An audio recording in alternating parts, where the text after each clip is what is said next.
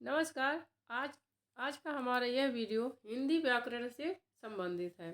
तो व्याकरण हिंदी की सभी परीक्षा के लिए महत्वपूर्ण है। कोई भी परीक्षा हो, व्याकरण से प्रश्न जरूर बनते हैं।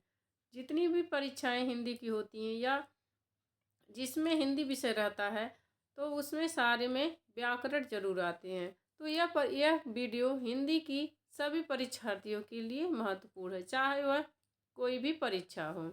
आज का पहला प्रश्न है, तो वीडियो को अंत तक देखिएगा क्योंकि सारे प्रश्न बहुत ही महत्वपूर्ण हैं। स्किप मत करिएगा क्योंकि एक प्रश्न छूट जाएगा तो आपका वह समझ लो छूट ही जाएगा। आगे आज का प्रश्न है, शब्दार्थौ सहितौ काव्यम। शब्द और अर्थ से युक्त रचना ही काव्य है। किस आचार्य की परिभाषा है? भामह, आनंदवर्धन, कुंतक, मम्मट। आपका सही उत्तर हो जाएगा भामह। यह भामह का कथन है। आगे प्रश्न है, निम्नलिखित में से दंडी की काव्य की परिभाषा कौन सी है? शब्दार्थौ सहितौ काव्यम, बी इच्छार्थ व्यच्छिन्ना पदावली, नन शब्दार्थी काव्यम, इनमें से कोई नहीं। आपका सही उत्तर हो जाएगा बी इच्छार्थ व्यच्छिन्ना पदावली। यह दंडी की काव्य की परिभाषा है। आगे प्रश्न है, दोष रहित गुणों और अलंकारों से युक्त शब्दार्थ ही काव्य है। काव्य की यह परिभाषा किसने दी है? जो भी संस्कृत के आचार्यों ने परिभाषाएं संस्कृत में दी है उसका हिंदी आपको पता होना चाहिए। इसमें सारे संस्कृत के आचार्य हैं, लेकिन उनकी परिभाषा हिंदी में पूछी गई है। दोष रहित गुणों और अलंकारों से युक्त शब्दार्थ ही काव्य है। काव्य की यह परिभाषा किसने दी है? भरत मुनि, भामह, मम्मट, विश्वनाथ है। आपका सही उत्तर हो जाएगा मम्मट। यह मम्मट की परिभाषा है। आगे है, पंडित राज जगन्नाथ के अनुसार काव्य की परिभाषा निम्नलिखित में से कौन सी है? रमणीय अर्थ का प्रतिपादन करने वाला शब्द समूह ही काव्य है। बी रीति रस अलंकार गुणयुक्त शब्दार्थ समूह ही काव्य है। सी दोष रहित गुणों और अलंकारों से युक्त शब्दार्थ काव्य है। डी इनमें से कोई नहीं। तो आपका सही उत्तर हो जाएगा ए। ये सही उत्तर है। रमणीय अर्थ का प्रतिपादन करने वाला शब्द समूह ही काव्य है। आगे है, जिस प्रकार आत्मा की मुक्तावस्था ज्ञान दशा कहलाती है, उसी प्रकार हृदय की मुक्तावस्था रिक्त स्थान है, इसकी पूर्ति करना है कहलाती है। हृदय की इस मुक्ति की साधना के लिए मनुष्य की वाणी जो शब्द विधान करती आई है उसे कविता कहते हैं। इस कथन में रिक्त स्थान की पूर्ति नीचे दी गई है, इसे आपको बताना है। साध्य दशा, रस दशा, आनंद दशा, मुक्ति दशा।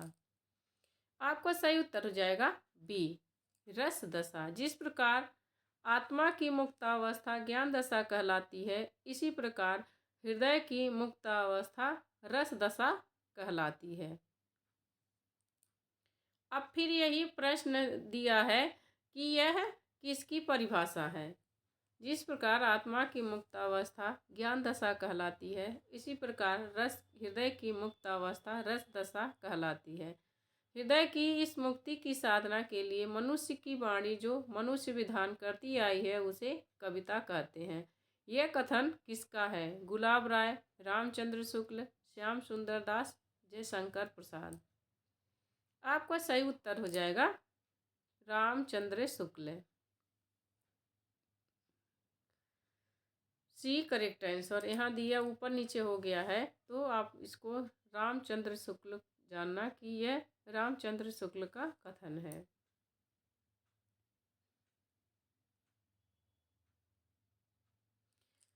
किस पाश्चात्य विद्वान ने काव्य को जीवन की आलोचना माना है? पीवी शैली, Wordsworth, John Stuart Gill, Matthew Arnold. किस पाश्चात्य विद्वान ने काव्य को जीवन की आलोचना माना है? आपका सही उत्तर हो जाएगा मैथ्यू आर्नल्ड। मैथ्यू आर्नल्ड ने काव्य को जीवन की आलोचना माना है। निम्नलिखित में से कौन सा आचार्य अलंकार को काव्य की आत्मा नहीं मानता? भरत मुनि, भामह, विश्वनाथ, केशवदास। आपका सही उत्तर हो जाएगा भरत मुनि। भरत मुनि आचार्य अलंकार को काव्य की आत्मा नहीं मानते हैं। आगे प्रश्न है, अलंकार संप्रदाय के प्रवर्तक आचार्य हैं? दंडी, भामह, आनंदवर्धन, विश्वनाथ है। आपका सही उत्तर हो जाएगा भामह। अलंकार संप्रदाय के प्रवर्तक आचार्य हैं भामह। इस पर मैंने अलंकार संप्रदाय पर विस्तृत वीडियो बना रखी है। इसमें मैंने 2 तरह के प्रश्न बना रखे, एक तो प्रश्न है और दूसरा कथन है। तो आप वह वीडियो देखिए ताकि अलंकार और रस से संबंधित आपके सारे जो प्रश्न हैं वह हो जाएं। रस और अलंकार से संबंधित आपको किसी भी प्रकार की दिक्कत ना हो तो मैंने व्याकरण नाम से प्लेलिस्ट बना रखी है।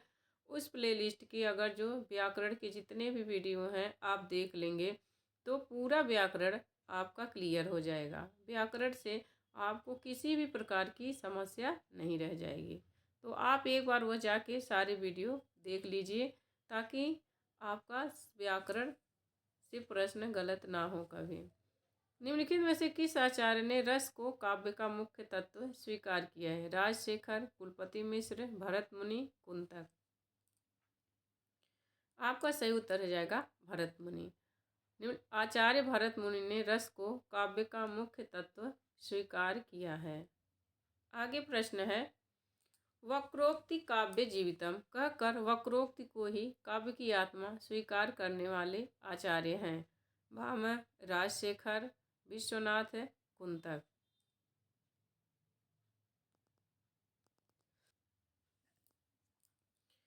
वक्रोक्ति को ही काव्य जीवितम कहकर वक्रोक्ति को ही काव्य की आत्मा किसने माना है? आपका सही उत्तर हो जाएगा डी, कुंतक। यह कुंतक का कथन है। आगे प्रश्न है, आनंदवर्धन ने किस तत्व को काव्य का प्राण तत्व माना है? ध्वनि, रस, वक्रोक्ति, अलंकार। आपका सही उत्तर हो जाएगा ए, ध्वनि, क्योंकि आनंदवर्धन ध्वनि संप्रदाय के प्रवर्तक थे। तो आनंदवर्धन ने ध्वनि को काव्य का प्राण तत्व माना है।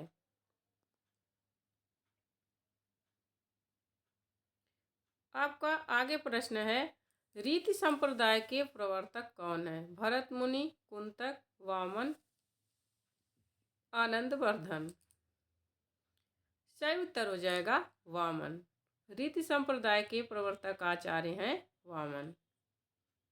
आगे है, रीतिरात्मा काव्यस्य किसने कहा है? रीतिरात्मा काव्यस्य किसने कहा है? क्षेमेंद्र, वामन, कुंतक, भरत मुनि।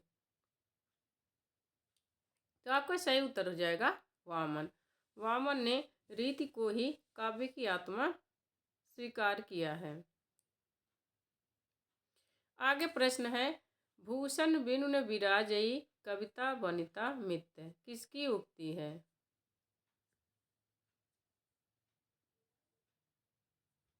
चिंतामणि, भूषण, केशवदास, पद्माकर। भूषण बिनु न विराजई कविता वनिता मित्य। इसका सही उत्तर हो जाएगा सी, केशवदास। यह केशवदास की काव्य पंक्तियां हैं।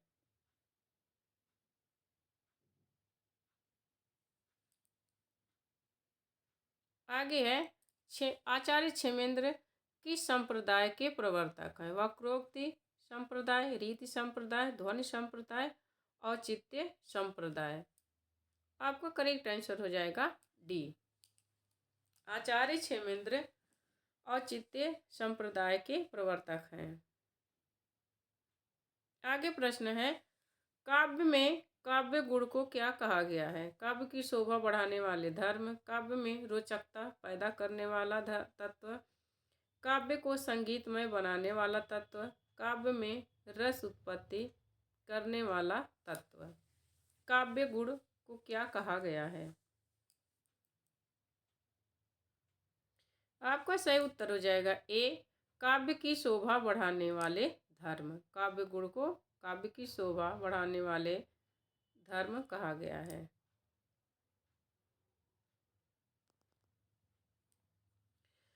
मुख्य रूप से काव्य के कितने गुण माने गए हैं? 2, 3, 5, 8। आपका करेक्ट आंसर हो जाएगा बी। काव्य के मुख्य रूप से 3 गुण माने गए हैं।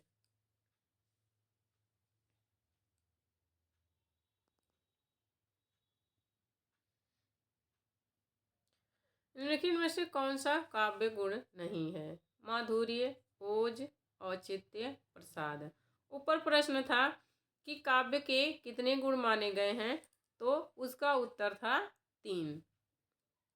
यहाँ पर तीनों गुण दे दिया गया, माधुर्य, ओज, प्रसाद। यह तीनों काव्य के गुण हैं। काव्य का गुण कौन सा नहीं है? तो आपका करेक्ट आंसर हो जाएगा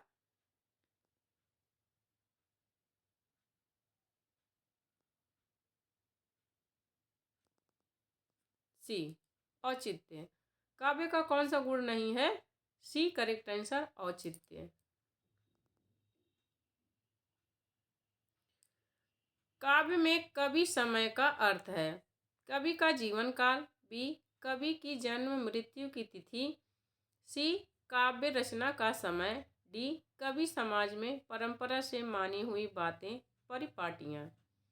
कवि समय का क्या अर्थ है?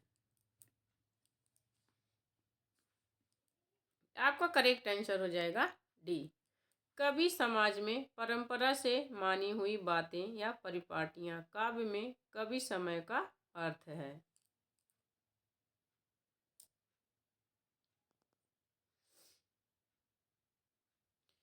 निम्नलिखित में से कल्पना का कौन सा कार्य नहीं है? प्रत्यक्ष वस्तु वर्णन, बिंब विधान, रचना, प्रतीक, रचना। आपका करेक्ट आंसर हो जाएगा ए, कल्पना में प्रत्यक्ष वस्तु का वर्णन नहीं किया जाता है।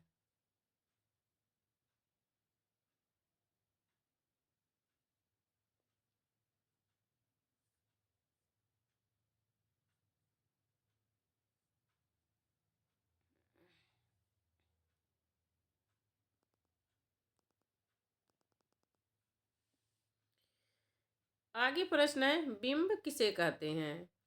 किसी अमूर्त के भाव के चित्र को, अलंकार सौंदर्य को, रस के मूर्तिकरण को, इनमें से कोई नहीं। आगे प्रश्न है कि बिंब किसे कहते हैं? आपका सही उत्तर हो जाएगा ए, किसी अमूर्त के भाव चित्र को बिंब कहते हैं। आगे प्रश्न है, अमूर्त का प्रतिनिधित्व करने वाले प्रस्तुत का नाम है। बिंब, प्रतीक, रस विधान, औचित्य।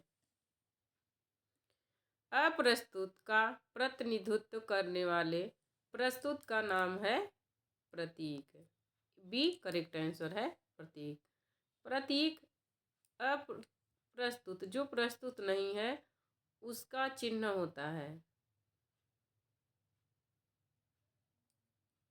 आपका करेक्ट आंसर हो जाएगा बी प्रतीक। प्रतीक अप्रस्तुत का प्रतिनिधित्व करने वाला प्रस्तुत है।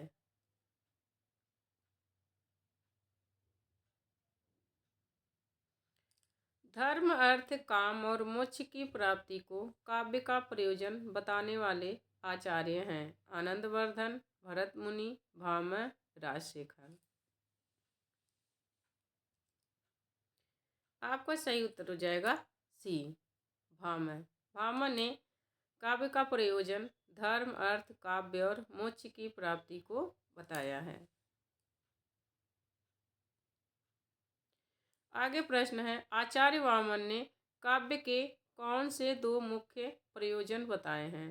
काम और मोक्ष, बी धर्म और अर्थ, सी अर्थ और काम, डी कीर्ति और प्रीति। वामन ने काव्य के कौन से 2 प्रयोजन बताए हैं? आपका सही उत्तर हो जाएगा डी, कीर्ति और प्रीति। यह वामन के काव्य प्रयोजन हैं।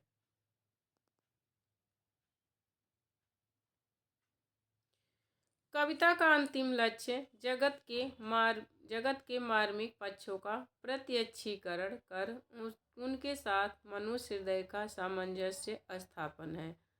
काव्य प्रयोजन के संदर्भ में यह कथन किसका है? गुलाब राय, आचार्य रामचंद्र शुक्ल, डॉक्टर नगेंद्र, नंद दुलारे वाजपेयी। काव्य का प्रयोजन यह किसका है? काव्य का अंतिम लक्ष्य जगत के मार्मिक पक्षों का प्रत्यक्षीकरण कर उनके साथ मनुष्य हृदय का सामंजस्य स्थापन है। यह कथन बी करेक्ट आंसर है, आचार्य रामचंद्र शुक्ल का है। आगे प्रश्न है, आत्माभिव्यक्ति को काव्य का प्रयोजन किसने माना है? रामचंद्र शुक्ल, हजारी प्रसाद द्विवेदी, डॉक्टर नगेंद्र, इनमें से कोई नहीं। तीनों में से किसने आत्माभिव्यक्ति को काव्य का प्रयोजन माना है? आपका सही उत्तर हो जाएगा सी, डॉक्टर नगेंद्र। डॉक्टर नगेंद्र ने आत्माभिव्यक्ति को काव्य का प्रयोजन माना है। आगे प्रश्न है, कीरति भनित भूति भलिक सोई सुर सरि सम सब कह हित होई। इस उक्ति में तुलसीदास ने कौन सा काव्य प्रयोजन दिया है या काव्य प्रयोजन किया है? कीर्ति की प्राप्ति, सौंदर्यपूर्ण काव्य रचना, लोक मंगल, स्वांत सुखाय। आपका सही उत्तर हो जाएगा सी, लोक मंगल।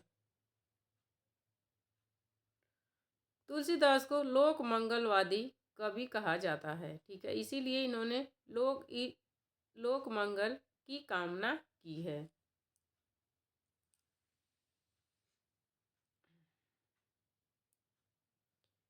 आपका प्रश्न है, काव्य रचना के लिए कौन सा आवश्यक तत्व है? प्रतिभा, अध्ययन, अभ्यास, उपर्युक्त सभी। काव्य प्रयोजन के लिए कौन सा आवश्यक तत्व है? करेक्ट आंसर हो जाएगा डी, प्रतिभा, अध्ययन, अभ्यास, तीनों काव्य के लिए आवश्यक तत्व हैं। आगे प्रश्न है, काव्य के प्रमुख भेद कितने हैं? 2, 3, 4, 5। काव्य के प्रमुख भेद कितने हैं? आपका सही उत्तर हो जाएगा ए, काव्य के मुख्य रूप से 2 भेद हैं।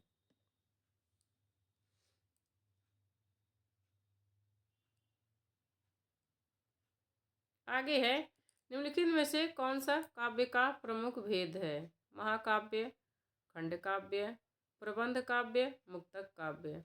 महाकाव्य, मुक्तक काव्य। ऊपर पूछा है कि काव्य के प्रमुख रूप से कितने भेद हैं, तो 2 भेद हैं। वह दोनों भेद कौन कौन से हैं?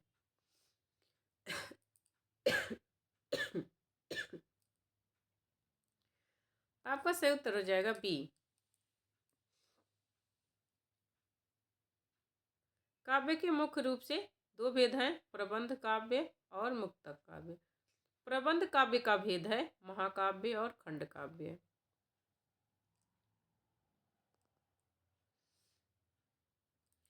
निम्नलिखित में से कौन सी विशेषता महाकाव्य में नहीं होती? सर्गबद्धता, महान चरित्र नायक, मनोरंजक काव्य शैली, उद्देश्य सिद्धि। तो सी करेक्ट आंसर हो जाएगा, मनोरंजक काव्य शैली। यह विशेषता महाकाव्य में नहीं होती है। चारों में से यही नहीं है। महाकाव्य सर्गबद्ध होता है और इसमें किसी महान चरित्र नायक के बारे में, उसके चरित्र नायक की चरित्र की विशेषता बताई जाती है और हर महाकाव्य की कोई न कोई उद्देश्य होता है। उस उद्देश्य को पूरा करने के लिए महाकाव्य की रचना की जाती है। तो आपका सी करेक्ट आंसर है, मनोरंजक काव्य शैली। यह महाकाव्य की विशेषता नहीं है। आगे प्रश्न है, किसने महाकाव्य की प्रमुख विशेषताओं में उदात्त तत्व को प्रमुखता दी है? डॉक्टर नगेंद्र, रामचंद्र शुक्ल, भगीरथ मिश्र, गुलाब राय। आपका सही उत्तर हो जाएगा बी रामचंद्र शुक्ल। नहीं,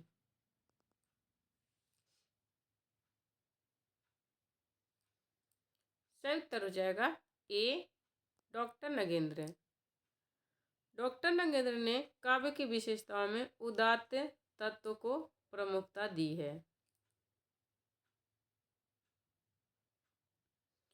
प्रबंध काव्य के कितने भेद हैं? 3, 2, 4, 5।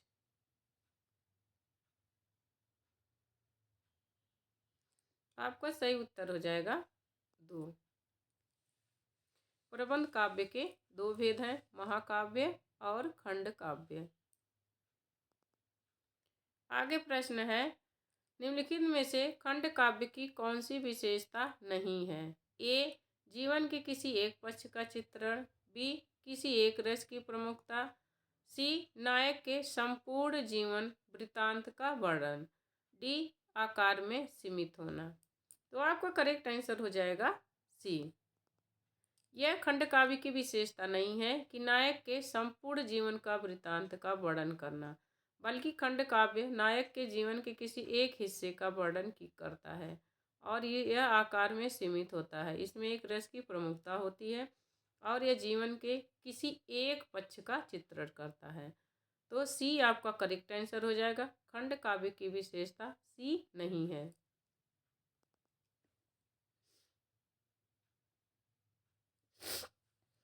खंड काव्य महाकाव्य का एक देशीय रूप होता है। परिभाषा किसकी है? भरत मुनि, अभिनव गुप्त, मम्मट, विश्वनाथ है। खंड काव्य महाकाव्य का एक देशीय रूप होता है। यह परिभाषा आचार्य विश्वनाथ की है। डी करेक्ट आंसर हो जाएगा। गेय पद रचना को क्या कहते हैं? संगीत, गीत, गेय पद, पद। आपका करेक्ट आंसर हो जाएगा बी गीत। गेय पद रचना को गीत कहते हैं।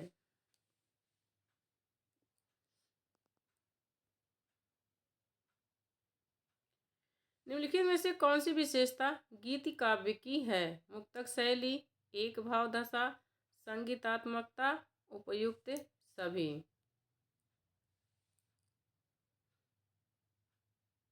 आपका करेक्ट आंसर हो जाएगा डी। यह सारी विशेषता गीत काव्य की होती है। मुक्तक शैली होती है, एक भाव दशा, उसमें संगीतात्मकता भी होती है। D correct answer.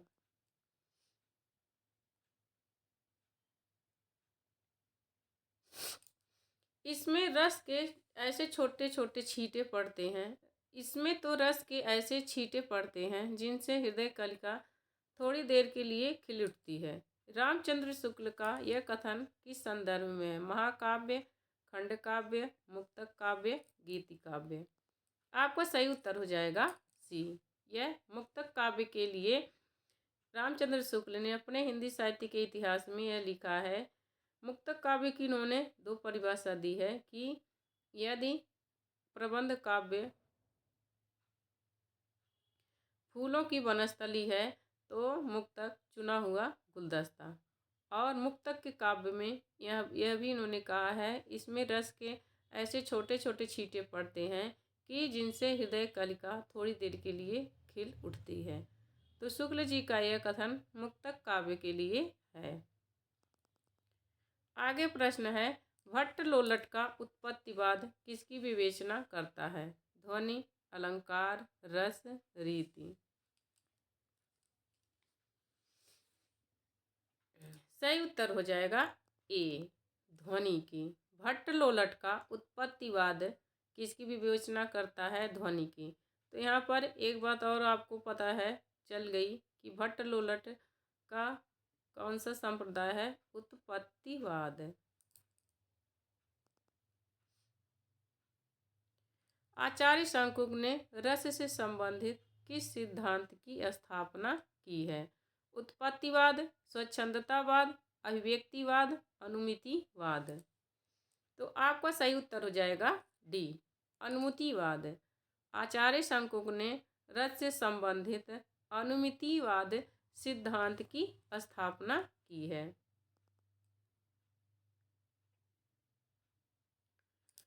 रस को आनंद स्वरूप किसने माना है? अभिनव गुप्त, भट्टनायक, भरत मुनि, शंकुक।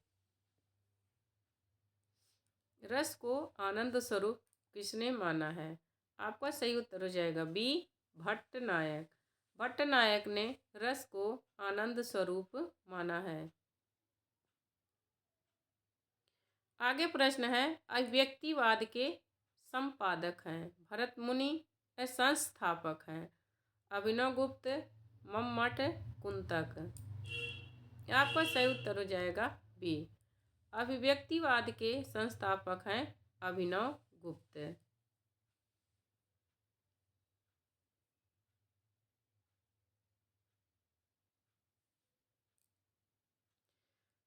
सही उत्तर हो जाएगा सी।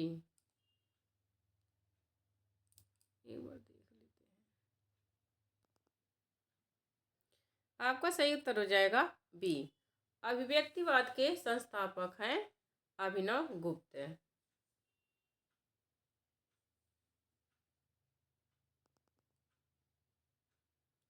आगे प्रश्न है, प्रबंध काव्य को एक विस्तृत वनस्थली और मुक्तक को चुना हुआ गुलदस्ता किसने कहा? देखो प्रश्न आ गया। रामचंद्र शुक्ल, डॉक्टर नगेंद्र, गुलाब राय, भगीरथ मिश्र। आपका सही उत्तर हो जाएगा ए, रामचंद्र शुक्ल। आगे प्रश्न है, निम्नलिखित में से कौन सी विशेषता मुक्तक काव्य में नहीं है? कल्पना की समाहार शक्ति, भाषा की समास शक्ति, किसी एक भावानुभूति की व्यंजना, डी इनमें से कोई नहीं।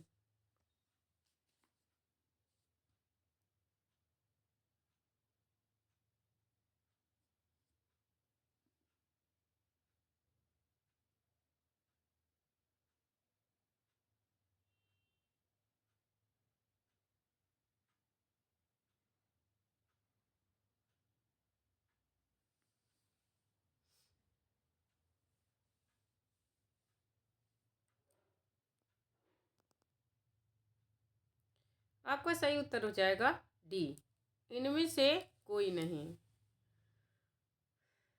इनमें से कोई भी जो विशेषता है वह मुक्तक काव्य की नहीं है।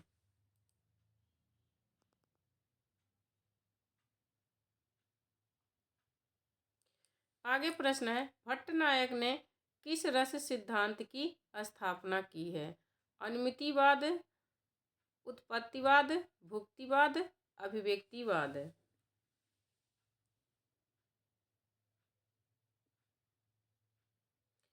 भट्टनायक ने किस रस संप्रदाय की स्थापना की है?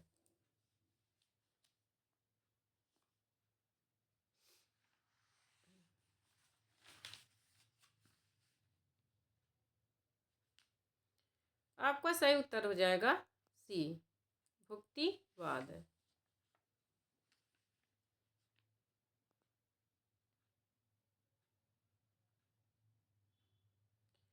साहित्यकार का काम केवल पाठकों का मन बहलाना नहीं है। प्रेमचंद की इस उक्ति से काव्य के प्रयोजन का संकेत किया गया है। कला कला के लिए, कला जीवन के लिए, कला आनंद के लिए, इनमें से कोई नहीं। साहित्यकार का काम केवल पाठकों का मन बहलाना नहीं है। इसका कौन सा सही उत्तर है? आपका सही उत्तर हो जाएगा बी, कला जीवन के लिए।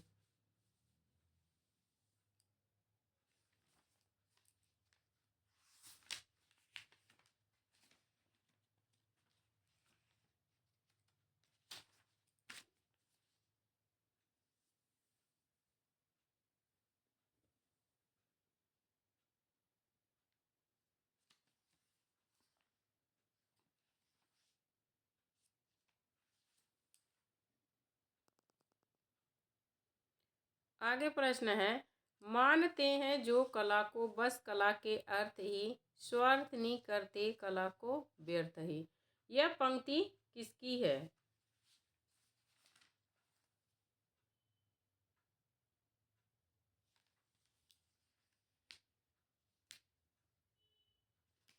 आपका सही उत्तर हो जाएगा सी, मैथिली शरण गुप्त।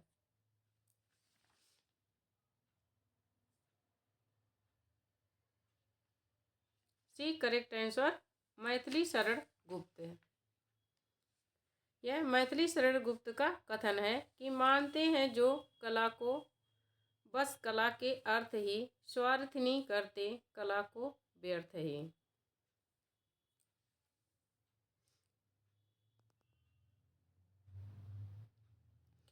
आगे है हिंदी साहित्य के किस काल में कला के लिए सिद्धांत पर आधारित साहित्य की रचना की प्रमुखता रही है। रीतिकाल, भारतेंदु युग, भक्ति काल, द्विवेदी युग। किस काल में कला के लिए सिद्धांत पर रचनाएं हुई हैं?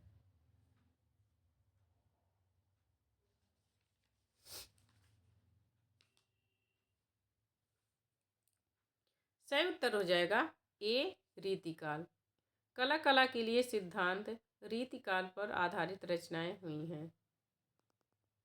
आगे प्रश्न है केवल कविता के लिए कविता करना तमाशा है। यह कथन किस लेखक का है? रामचंद्र शुक्ल, महावीर प्रसाद द्विवेदी, प्रेमचंद, जयशंकर प्रसाद।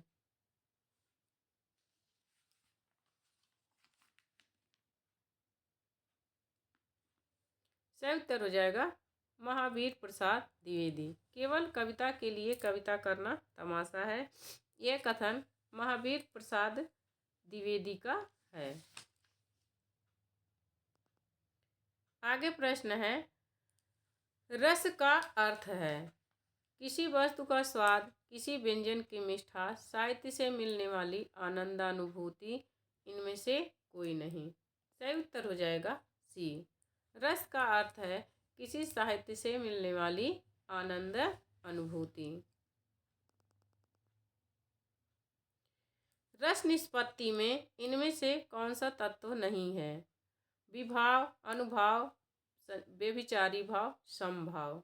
करेक्ट आंसर हो जाएगा आपका डी समभाव। आगे प्रश्न है विभावानुभाव व्यभिचारी संयोगात रस निष्पत्ति सूत्र कथन किस आचार्य का है? विश्वनाथ, भरत मुनि, भट्ट, भामह। सही उत्तर हो जाएगा बी करेक्ट आंसर भरत मुनि।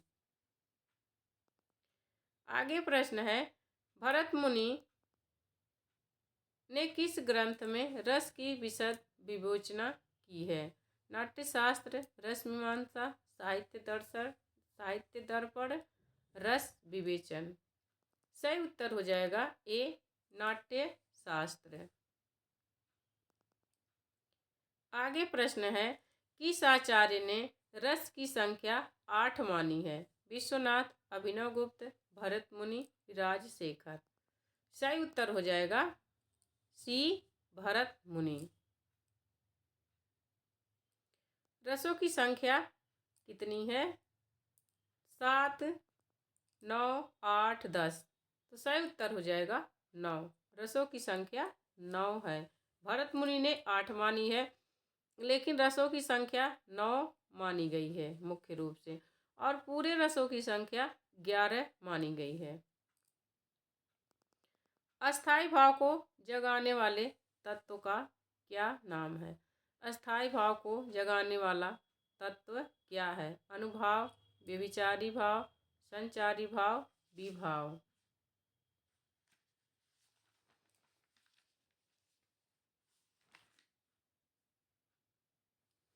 सही उत्तर हो जाएगा डी।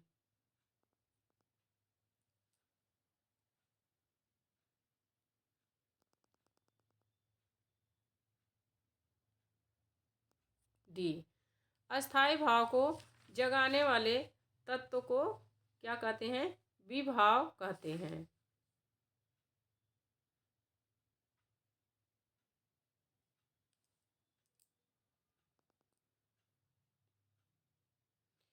इनमें से कौन सा विभाव नहीं है? आलंबन, व्यभिचारी भाव, उपयुक्त में से दोनों, इनमें से कोई नहीं।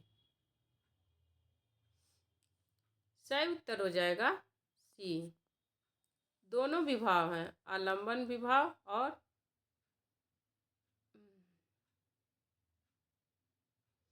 इनमें से कौन सा विभाव नहीं है?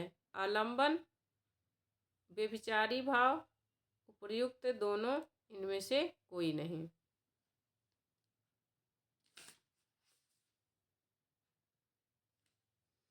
सही उत्तर हो जाएगा आपका डी, इनमें से कोई नहीं। विभाव इनमें से कोई नहीं है, डी सही उत्तर है।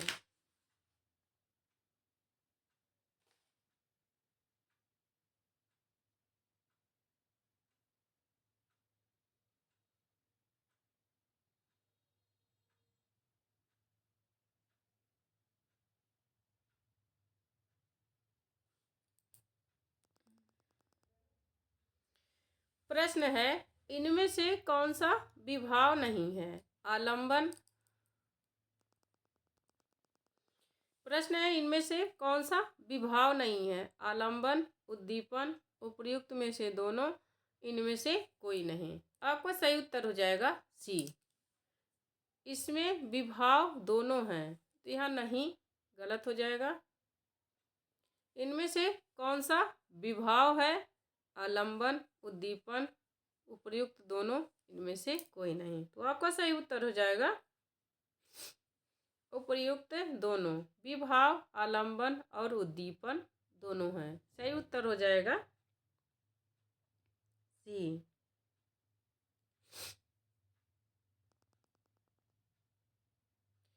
इनमें से किसे व्यभिचारी भाव भी कहते हैं? संचारी भाव, विभाव, अनुभाव, सात्विक भाव। सही उत्तर हो जाएगा सी। संचारी भाव को व्यभिचारी भाव भी कहते हैं।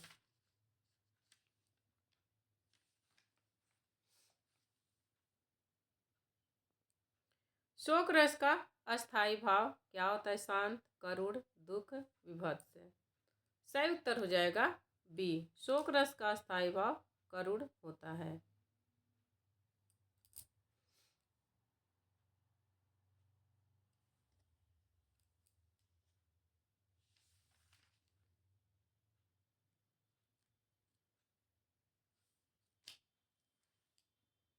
आगे प्रश्न है, अखिया हर दर्शन की भूखी,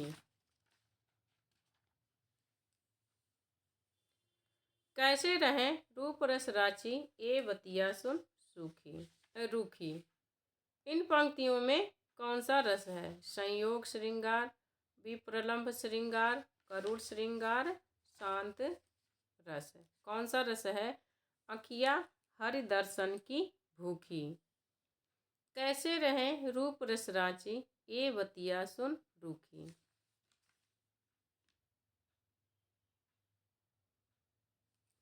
इसमें सही उत्तर हो जाएगा बी, बी प्रलंभ श्रृंगार। इसमें गोपियाँ उद्धव से कहती हैं कि हमारी आँखें श्री कृष्ण के दर्शन के लिए भूखी हैं। तो बी करेक्ट आंसर हो जाएगा। इसमें बी प्रलंभ श्रृंगार है।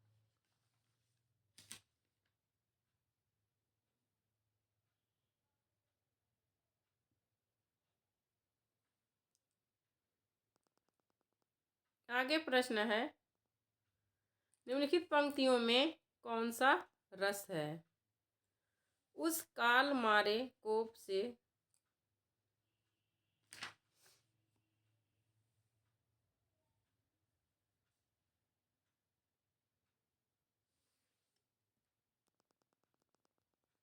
आगे प्रश्न है, इन पंक्तियों में कौन सा रस है? उस काल मारे कोप के तन कांपने उनका लगा, मानो हवा के जोर से सोता हुआ सागर जगा। भयानक रस, वीर रस, रौद्र रस, विभत्स रस।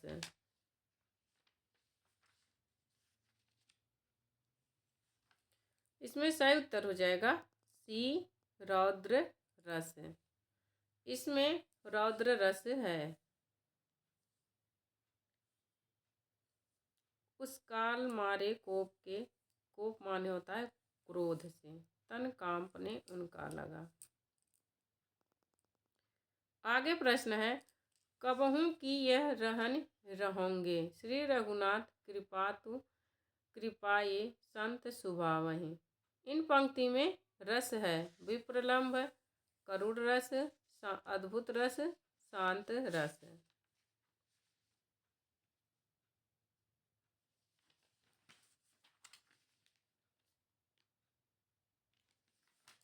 सही उत्तर हो जाएगा डी, शांत रस है। इसमें कबहू किए रहन रहूंगे, इसमें शांत रस है। आगे प्रश्न है विभत्स रस का अस्थायी भाव क्या होता है? निर्वेद, विस्मय, जुगुप्सा, घृणा। विभत्स रस का अस्थायी भाव क्या होता है?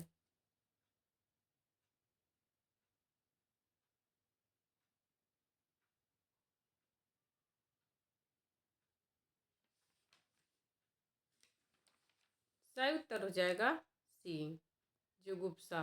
विभत्स रस का अस्थायी भाव जुगुप्सा होता है। रौद्र रस का अस्थायी भाव क्या होता है? जुगुप्सा, क्रोध, भयानक। यहाँ क्रोध 2 बार आ गया है, तो आपका सही उत्तर हो जाएगा क्रोध। डी ऑप्शन 2 जगह आ गया है, बी की जगह। तो रौद्र रस का स्थायी भाव होता है क्रोध।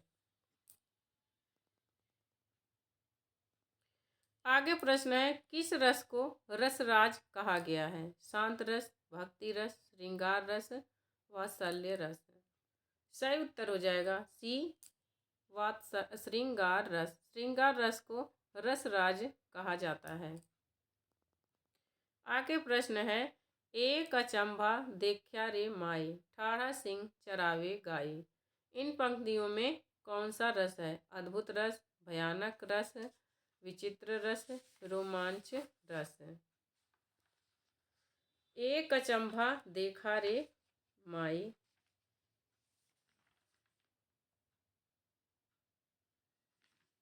ठाढ़ा सिंह चरावे गाई। पंक्तियों में अद्भुत रस है। ए करेक्ट आंसर अद्भुत रस।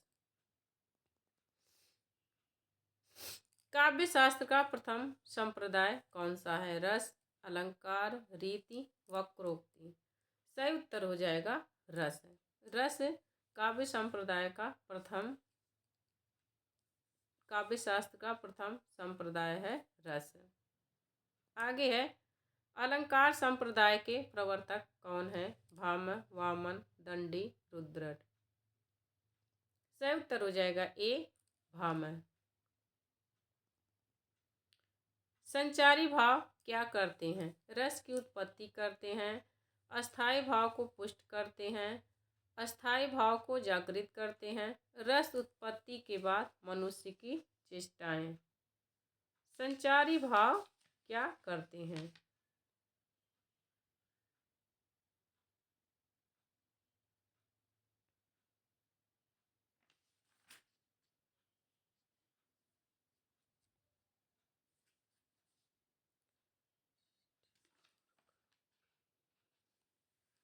सही उत्तर हो जाएगा बी। संचारी भाव अस्थायी भाव को पुष्ट करते हैं। श्रृंगार रस के कितने भेद हैं? 2, 3, 4, कोई नहीं। सही उत्तर हो जाएगा ए, करेक्ट आंसर। श्रृंगार रस के 2 भेद हैं, संयोग श्रृंगार और विप्रलंब श्रृंगार। आगे प्रश्न है अभी मुकुट तो बधा था माथ, हुए कल ही हल्दी के हाथ, हाय रुक गया यही संसार, बना सिंदूर अनल अंगार। इसमें कौन सा रस है?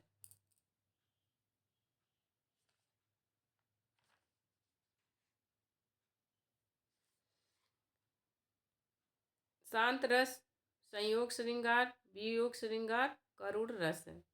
सही उत्तर हो जाएगा डी, इसमें करुण रस है।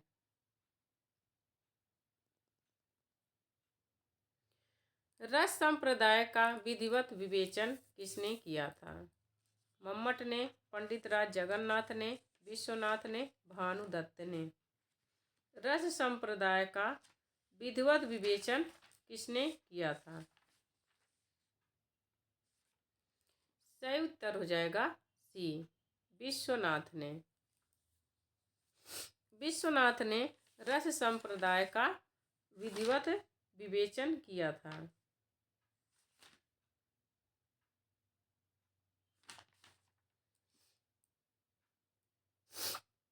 आगे है, रीति संप्रदाय की स्थापना हुई थी 10वीं शताब्दी, 11वीं शताब्दी, 6वीं शताब्दी, 9वीं शताब्दी।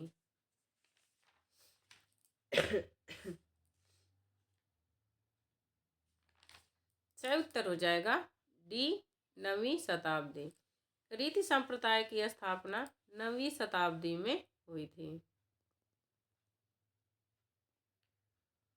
आगे प्रश्न है, आधुनिक काल में रस संप्रदाय के प्रवर्तक समर्थक हैं नंदुलारे वाजपेयी, आचार्य रामचंद्र शुक्ल, बाबू गुलाब राय, कन्हैयालाल प्रभाकर। यहाँ हो जाएगा रामचंद्र शुक्ल। यहाँ आप रामचंद्र कर लेंगे, आचार्य रामचंद्र शुक्ल।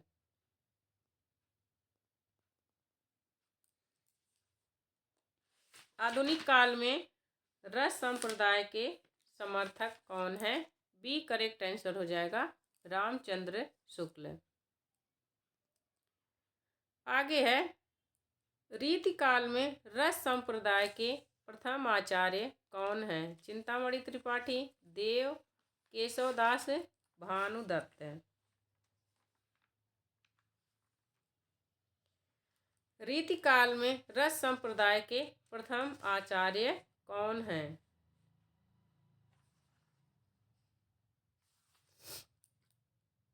सही उत्तर हो जाएगा सी केशव दास। आगे प्रश्न है, कहे कवि बेनी बेनी ब्याल की चुराई लीनी में कौन सा अलंकार है? यमक, श्लेष, उपमा, उत्प्रेक्षा। सही उत्तर हो जाएगा ए यमक अलंकार, क्योंकि बेनी बेनी शब्द 2 बार आया है और दोनों बेनी का अलग अलग अर्थ है। एक बेनी का अर्थ है कवि और दूसरी बेनी का अर्थ है बांसुरी। आगे है, पीपर पात सरिस्मन डोला में कौन सा अलंकार है? प्रतीप, व्यतिरेक, उपमा, रूपक। सही उत्तर हो जाएगा सी उपमा अलंकार है। पीपर पात सरिस्मन डोला।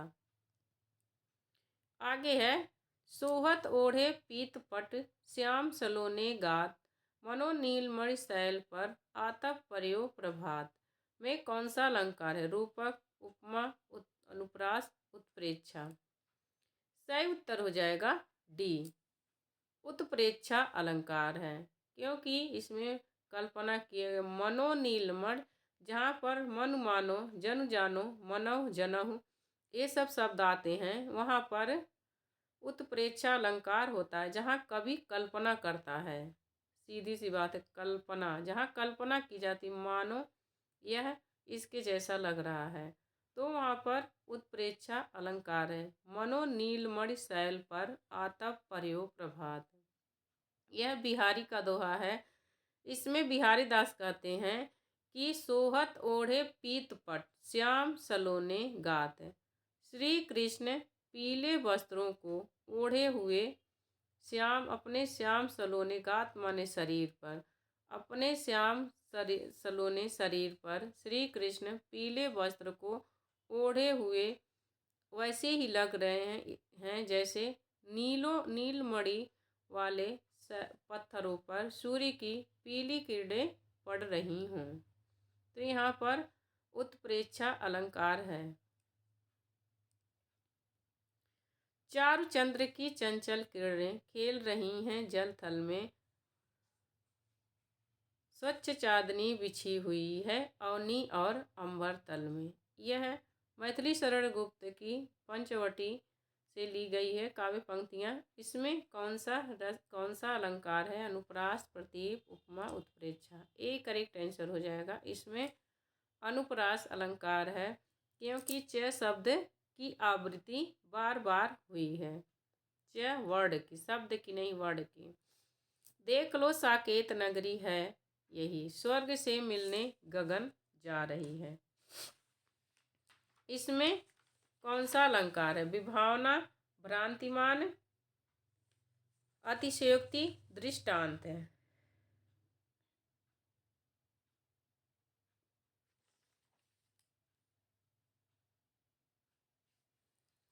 सही उत्तर हो जाएगा सी। इसमें अतिशयोक्ति अलंकार है, क्योंकि इसमें बढ़ा चढ़ाकर वर्णन किया गया है।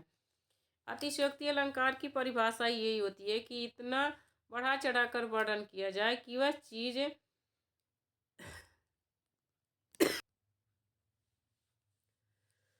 सही उत्तर हो जाएगा सी, अतिशयोक्ति अलंकार। अतिशयोक्ति अलंकार की परिभाषा यही है कि इतना बढ़ा चढ़ाकर वर्णन किया जाए कि वह चीजें असंभव सी लगने लगे। भूरी भूरी भेदभाव भूमि से भगा दिया में अलंकार है यमक, श्लेष, अनुप्रास, उपमा।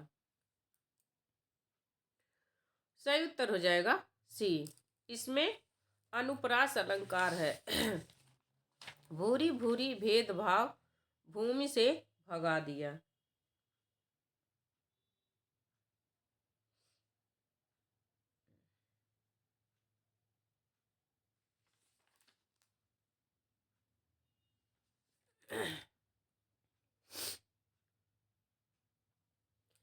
लाल पगड़ी आ रही है में कौन सी शब्द शक्ति है? अभिधा, लक्षणा, व्यंजना। लाल पगड़ी आ रही है, इसमें शब्द शक्ति पूछ रहा है, इसमें कौन सी शब्द शक्ति है?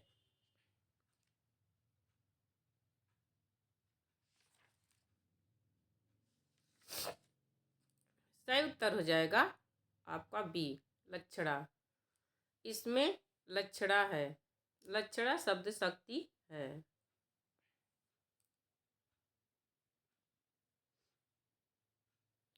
फूलई फरई न बेत यद्यपि सुधा बरसई जलद में अलंकार है विभावना, विशेषोक्ति, दृष्टांत, भ्रांतिमान। फूलई फरई न बेत यद्यपि सुधा जल बरसई जलद में अलंकार है।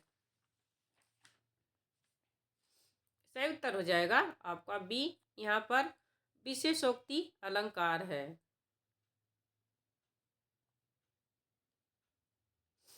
कनक कनकते सौ गुनी मादकता अधिकाय या खाए बौराय जग वा पाए बौराय में कौन सा अलंकार है? श्लेष, यमक, रूपक, अन्वय। सही उत्तर हो जाएगा आपका बी, इसमें यमक अलंकार है। जन्म सिंधु पुनि बंधु विष दिन मलिन सकलंक सिय मुख समता किम करो चंद बापुरो रंक में कौन सा अलंकार है? उपमा, रूपक, व्यतिरेक, संदेह। इसमें सही उत्तर हो जाएगा सी, इसमें व्यतिरेक अलंकार है। जन्म सिंधु पुनि बंधु विष दिन मलिन स कलंक सिय मुख समता किम करो चंद बापुरो रंक। इसमें व्यतिरेक अलंकार है।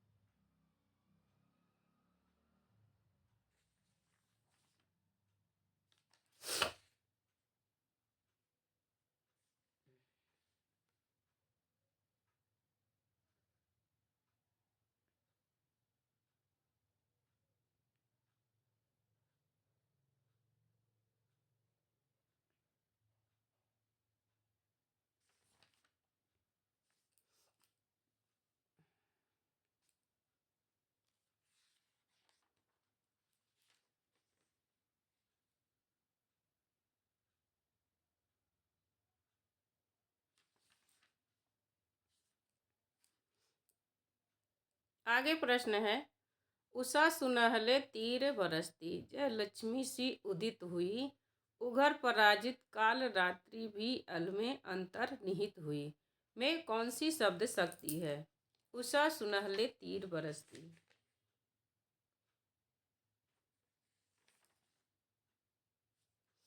सही उत्तर हो जाएगा सी, इसमें व्यंजना शब्द शक्ति है। उषा सुनहले तीर बरसती, जय लक्ष्मी सी उदित हुई, उधर पराजित काल रात्रि भी अल में अंतर्निहित हुई। इसमें शब्द शक्ति है व्यंजना।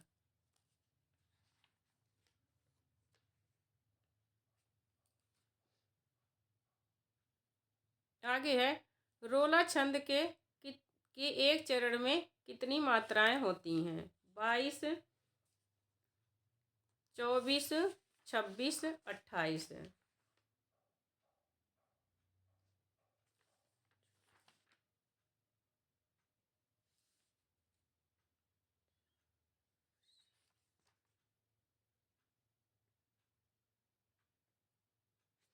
सही उत्तर हो जाएगा सी, 26 मात्राएं होती हैं। रोला के छंद के एक चरण में कितनी मात्राएं होती हैं? 26 मात्राएं होती हैं।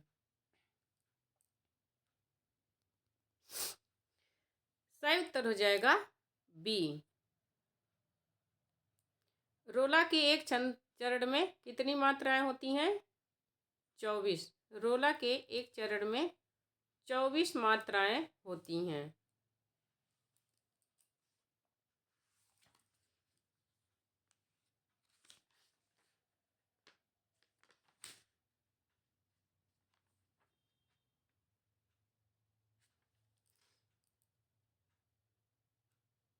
आगे प्रश्न है, दीनदयाल बिरद संभारी किस छंद का एक चरण है? दोहा, चौपाई, सोरठा, सवैया। दीनदयाल बिरद संभारी, हरहु नाथ मम संकट भारी। सही उत्तर हो जाएगा बी, चौपाई। इसमें चौपाई है।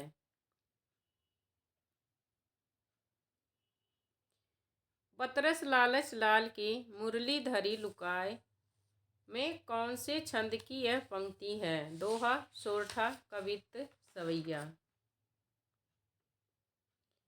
बतरस लालच लाल की मुरली धरी लुकाए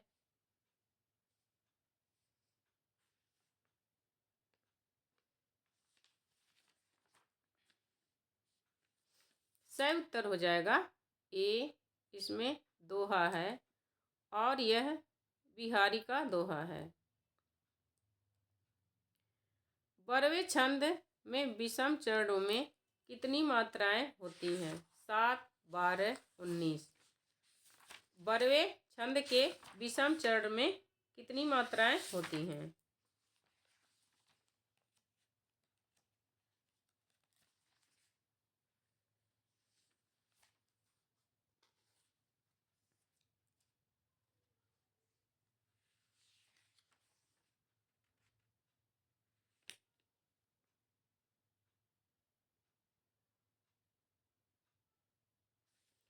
सही उत्तर हो जाएगा बी, 12 मात्राएं होती हैं। विषम चरणों में बरवे के 12 मात्राएं होती हैं।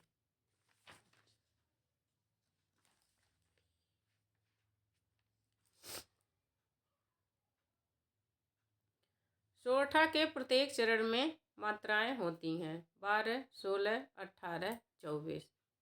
सही उत्तर हो जाएगा डी, 24 मात्राएं होती हैं।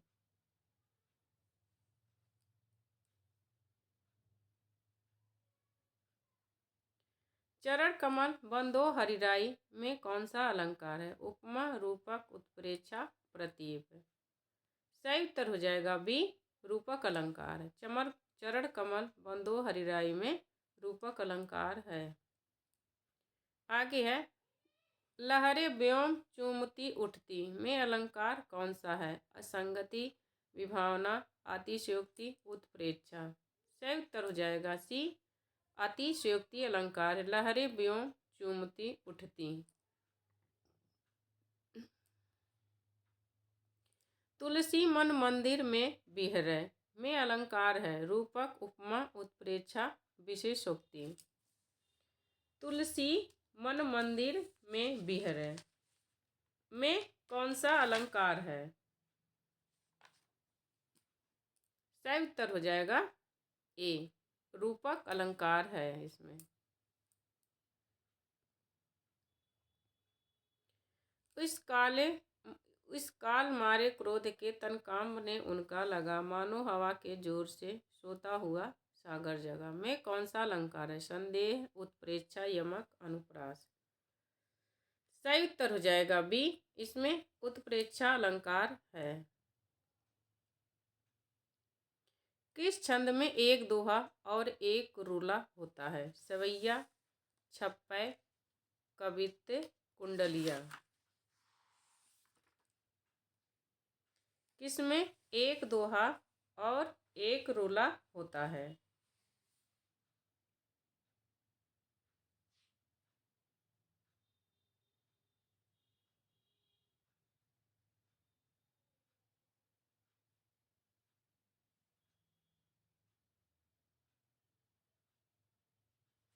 सही उत्तर हो जाएगा आपका डी, कुंडलिया। कुंडलिया में एक दोहा और एक रूला होता है।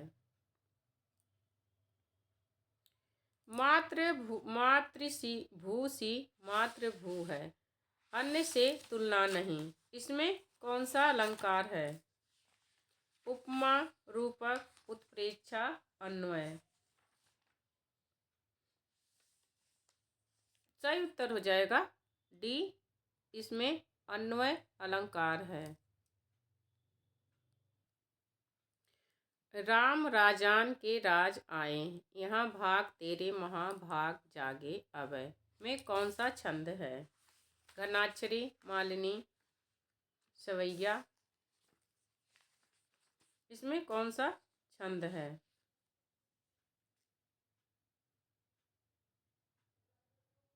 सही उत्तर हो जाएगा डी, सवैया।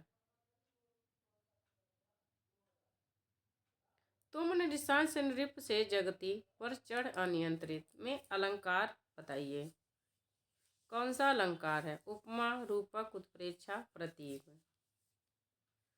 सही उत्तर हो जाएगा उपमा अलंकार। मृदुवाणी मीठी लगे में कौन सा काव्य दोष है? अधिक पदत्व, न्यून पदत्व, पुनरुक्ति दोष, रस दोष। मृदुवाणी मीठी लगे में कौन सा रस दोष है? सी करेक्ट आंसर हो जाएगा, पुनरुक्ति दोष।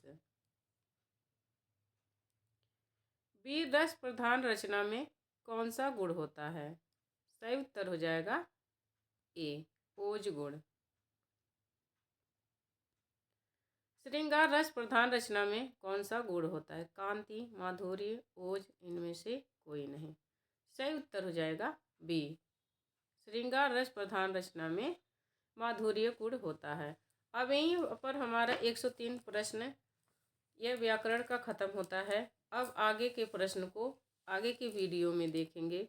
वीडियो अच्छी लगी हो तो आप हमारे चैनल अर्चना हिंदी साहित्य अध्ययन को सब्सक्राइब करिए, लाइक करिए और कमेंट करके बताइए कि इसमें क्या कमी है या आपको वीडियो कैसी लगी। यह आप कमेंट करके ज़रूर बताइए। तो मिलते हैं अगले वीडियो में, तब तक के लिए नमस्कार।